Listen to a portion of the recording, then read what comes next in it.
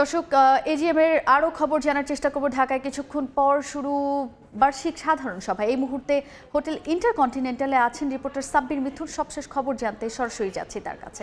গুরুত্বপূর্ণ একটা দিন আজ অবশেষে ঢাকায় সেই বহুল কাঙ্ক্ষিত যে এজিএম অর্থাৎ সাধারণ সভা, সেই সাধারণ সভা কিন্তু নানান চড়াই উতরাই পেরিয়ে অবশেষে অনুষ্ঠিত হতে যাচ্ছে। এবং এই এজিএম এর সবচেয়ে গুরুত্বপূর্ণ যে দিকটি সেটা হচ্ছে এশিয়া কাপ, অর্থাৎ এশিয়া কাপ মাঠে গড়াবে কিনা, এশিয়া কাপের ভবিষ্যৎ কী হবে সেটা নিয়েও আসলে বড় কোনো সিদ্ধান্ত আসতে পারে এবারের এজিএম এর। পাশাপাশি এশিয়া কাপের পরবর্তী সার্কেলের হোস্ট নেশন ঠিক করা কোন ফরম্যাটে হবে, এছাড়াও এসসির সহ সভাপতি পদটা খালি রয়েছে, সেটাতেও আসলে একটা বড় আলোচনার অংশ রয়েছে এই এজিএমে। এবং সেসব নিয়েই আসলে এই ঢাকাতেই এশিয়ান ক্রিকেটের ভবিষ্যৎ কী হবে কিংবা এশিয়ান ক্রিকেটের গুরুত্বপূর্ণ দিকগুলো নিয়ে বড় একটা সিদ্ধান্ত আসতে পারে মহসিন নাকভীর নেতৃত্বাধীন এসিসির বর্তমান কমিটির মাধ্যমে। এবং এই সভাকে সামনে রেখে এসিসির সহযোগী এবং পূর্ণ যে দেশ রয়েছে 25টি দেশ, সেই 25টি দেশের অর্ধেকের বেশি দেশ বর্তমানে ঢাকায় অবস্থান করছে। সবশেষ দেশ হিসেবে আফগানিস্তান গতকালকে মাঝরাতে এসে পৌঁছেছে। এবং সবচেয়ে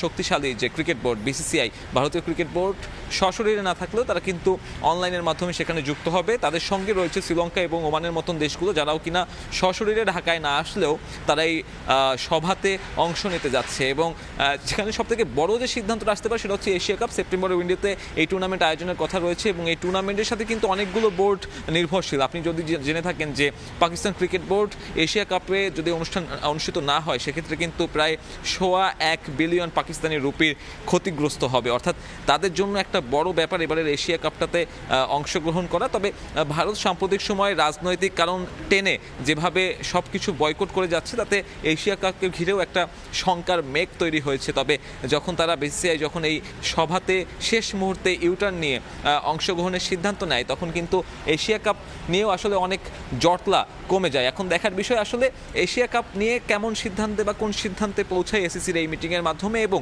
এই 2 দিনের সভা আজকে বিকেল 4টা নাগাদ শেষ হবে, তারপরে সংবাদ সম্মেলনে এই সভায় নেওয়া সিদ্ধান্তগুলো সংবাদ মাধ্যমে জানাবে। আমার কাছে এসিসির এজিএম নিয়ে এখন পর্যন্ত এই ছিল সবশেষ।